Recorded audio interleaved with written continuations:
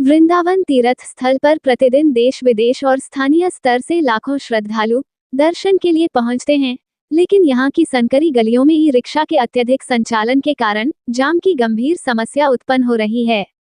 स्थिति यह है कि बाहर से आने वाले 4 पहिया और बड़े वाहनों के प्रवेश से जाम कई घंटों तक बना रहता है, जिससे स्थानीय निवासी और व्यापारी वर्ग को अपनी दुकानों तक पहुंचने में भारी कठिनाइयों का सामना करना पड़ता है। आए दिन वाहन चालकों और आम लोगों के बीच विवाद भी देखने को मिलते हैं।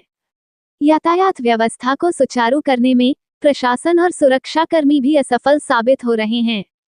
ताराचंद गोस्वामी ने प्रेस वार्ता में कहा कि ई रिक्शा के लिए निर्धारित रूट तय किए जाएं और उनकी संख्या सीमित की जाए।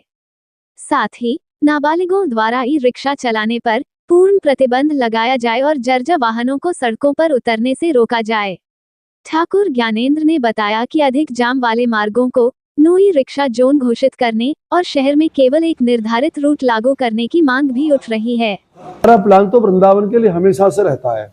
यहाँ की जनता को किसी भी प्रकार का कष्ट नहीं होना चाहिए, क्योंकि हम यहीं के निवासी हैं। जो यहाँ का निवासी होता है उसको कष्ट होता है। देखो, व्यापारी वर्ग तो परेशान, बच्चे तो परेशान, छात्राएं तो परेशान। अभी जो कह रहे हैं यहाँ के अधिकारी कि 32 गलियों में हम वहां पर संकल्प डालेंगे। हम ये पूछना चाहते हैं आपके चैनल के माध्यम से, क्या 32 आदमी वहां पर लगाएंगे? आपने जो करोड़ों रुपया 3000 रुपए के हिसाब से नगर निगम ने लिया है, क्या उसका हिसाब देंगे? क्या आपने पार्किंग की कोई सुविधा की? क्या आपने कोई रूट बनाए? आपने कोई रखा कि कितना सवारी, कितना रिक्शा इस रूट पर चलेगा? इनके पास कुछ नहीं है, सिर्फ घोटाले के अलावा और कोई काम नहीं है। हम यही कहना चाहते हैं कि जब तक प्रशासन ईमानदारी के साथ और सख्ती के साथ इन रूटों पर गाड़ी नहीं चलेगी, जब तक यह संभव नहीं हो सकता है।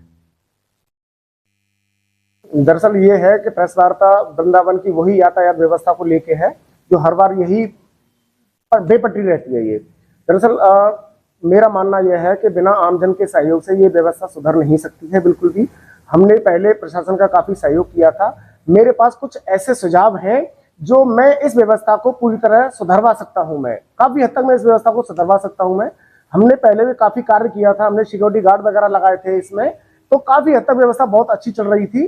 तो मैं प्रशासन को बताना चाहता हूं मैं कि मेरे पास काफी अनुभव है इस चीज का, 1.5 साल से ज्यादा का ही अनुभव है।